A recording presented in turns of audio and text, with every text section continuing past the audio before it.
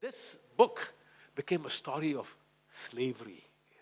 Amazing stories of slavery.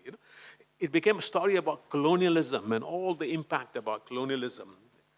It became a story of migration, a very, very important element about how the whole story of this place where monsoons meet was the center of movements of people, of diversity around the place. And this diversity impacted this institution, impacted everything, was the politics of this, the economics of it. Yeah?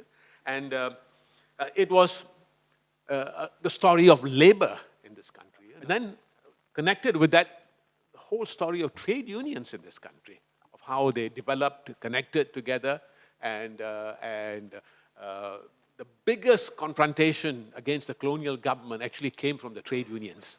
The trade unions and a number of political institutions, more gently, but the trade unions who felt exploitation. We ended up with also having one of the largest trade union in agriculture in the world, yeah? The National Union of Plantation Workers. I mean, it's an amazing story. There's also the struggle with regard to independence, and the book covers all the story of the early struggles, the different prime ministers until even this present day, about how institutions in this country have been impacted. It's also the story of rubber. I mean, one of the fascinating stories is that when you talk about the story of rubber, rubber itself was a migrant, stolen by the British from Brazil, brought over here via Sri Lanka, and then they bring migrant workers from different parts of the world, largely from India. I mean, it's a crazy story, yeah? That the whole story of rubber is a story of what some people will call foreigners, and we became the world's largest producers of it. It's also the story of racism. Stories like that are amazing.